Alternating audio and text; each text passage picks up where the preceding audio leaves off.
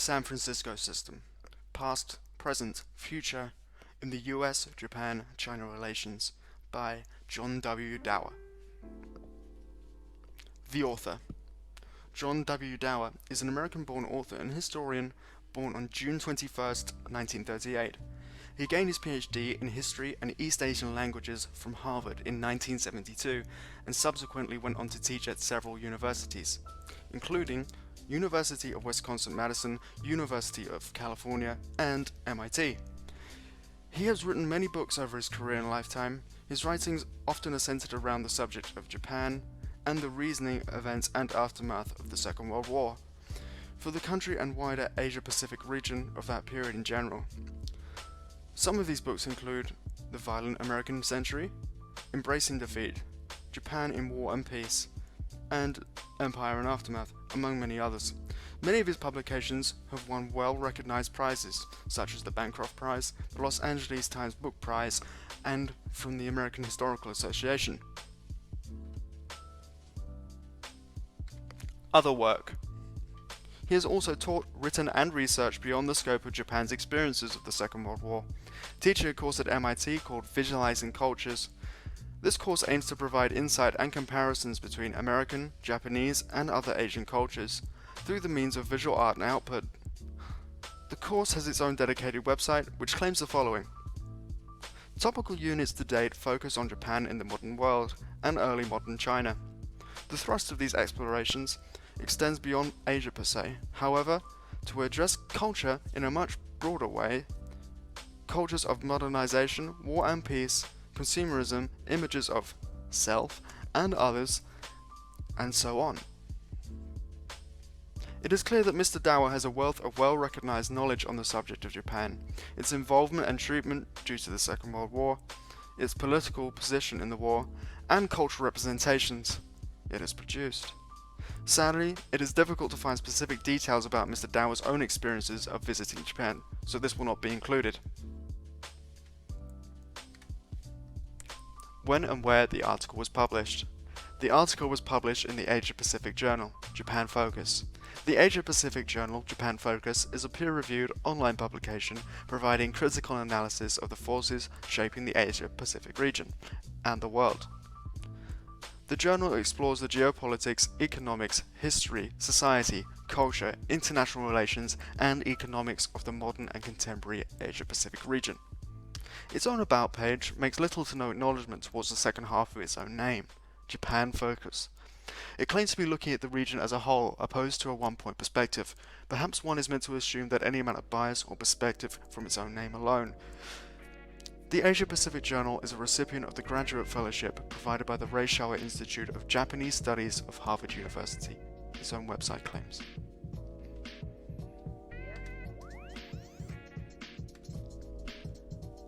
Main purpose of the article. What was the purpose of the article? The article states as follows. The essay was written for a general audience rather than for specialists, with particular concern for calling attention to, number 1, the interwoven nature of contentious current issues, and number 2, the historical genesis in the early years of the Cold War, and in some cases earlier. 8 problematic legacies. Dower's article centers around what he describes as 8 problematic legacies, and how these 8 legacies are interlinked. A description of each of these 8 supposed problematic legacies will briefly follow, and how Dower believes that they are tied together from the same source. Legacy 1. Okinawa and the Two Japans. Dower describes this as a tragic legacy, proclaiming that Okinawa has been considered as dispensable by the Japanese government since the end of World War II, in return for peace and protection by the means of turning it into an indispensable American military bastion, upon which the Americans to do as they wish.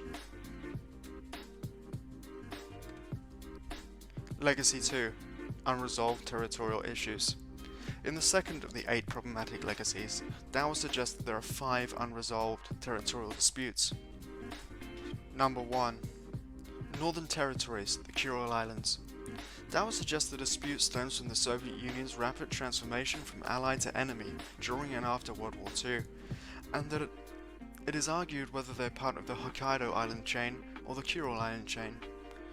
He also adds that all rights to the islands were renounced by Japan in 1951.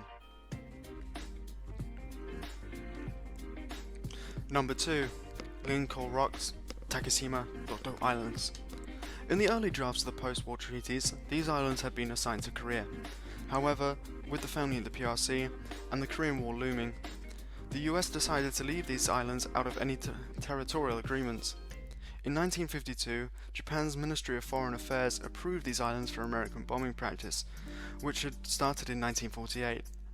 Although Korea still disputes this through their Line, which is used to legitimize ownership and legal control of the islands, capturing many Japanese fishing boats through this claim, says Dower.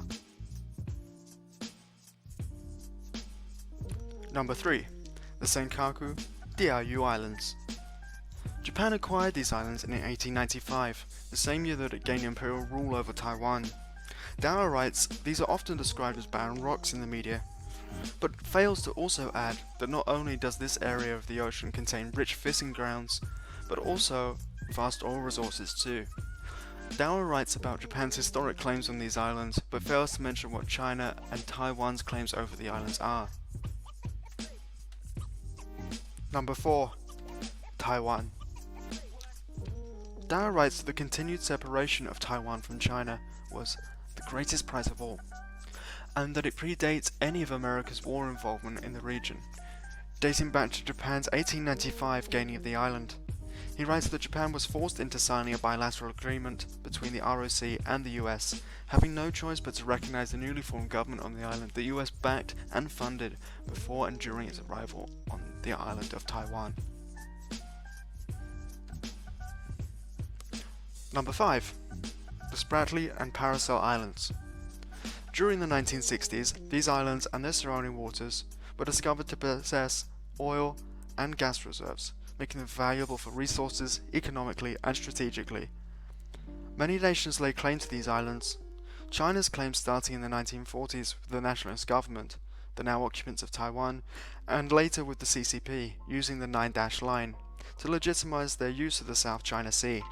These claims and the 9-dash line are challenged by the Philippines, Vietnam, Malaysia, and Brunei. The ownership and control of these islands is still disputed. Legacy number 3. US bases. America's worldwide empire of bases and the evolution of its purpose and rationale. Dower writes that the initial rationale behind the American bases in the Asia-Pacific was to prevent more countries falling to the perceived threat of communism. It quickly evolved into a staging post for wars in Asia, for example, Korea, Vietnam. In recent times, America has provided humanitarian aid and relief from within Japan, and this is obviously positive.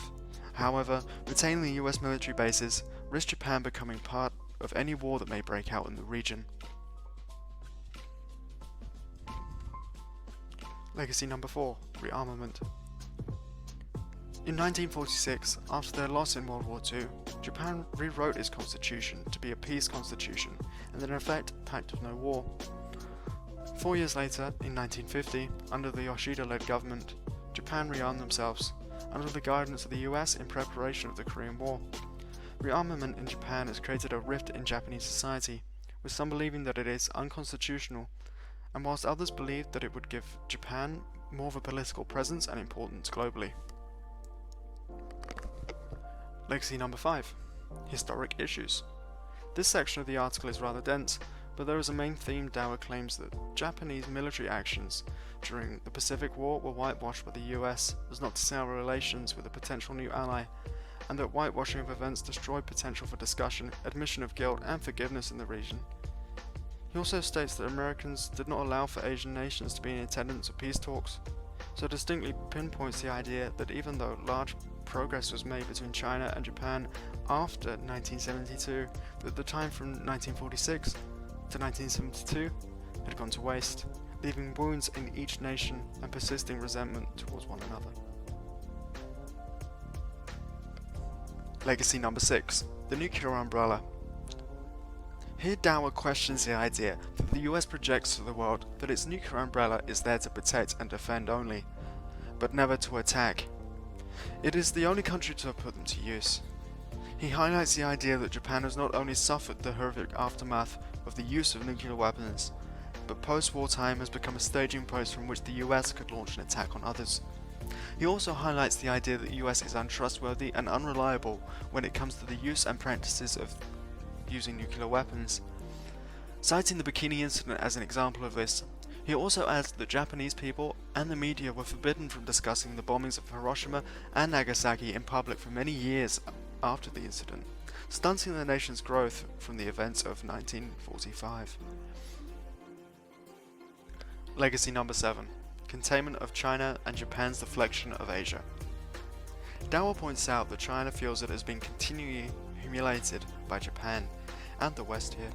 In the late 19th century, Japan took away its territory for its own empire, committed atrocities against them during 2 Sino-Japanese wars, and post-World War II became an ally of the capitalist West, and more specifically, westernizing and developing itself rapidly. Causing Japan to be seen as throwing off Asia and seeing itself as superior. It states that Japan had initially become a post for staving off communist ideology and military threat for America, and in recent years become a part of a containment policy of their biggest economic rival instead. The idea of Japan throwing off Asia is amplified by Chinese nationalistic humiliation and pride simultaneously.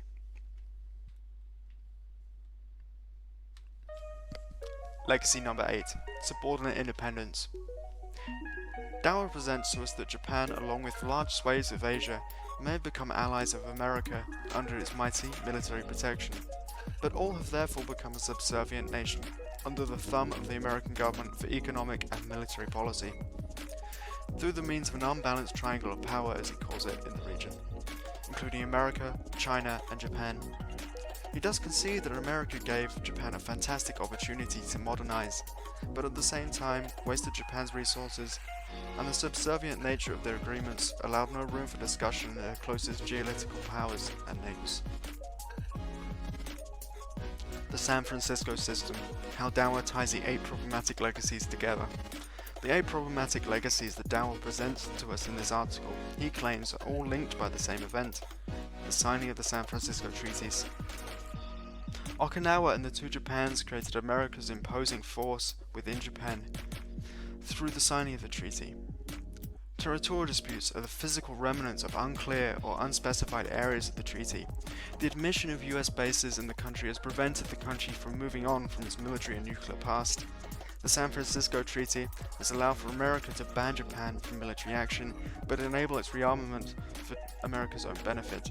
Talks that were blocked from being had by regional powers with one another are tied to deep nationalistic distrust, and they still exist today throughout those countries such as China, Japan, and Korea. Making Japan part of the wider nuclear umbrella has prevented it from positive outcomes from its history with nuclear weapons. These are all claims that Dower presents for his case.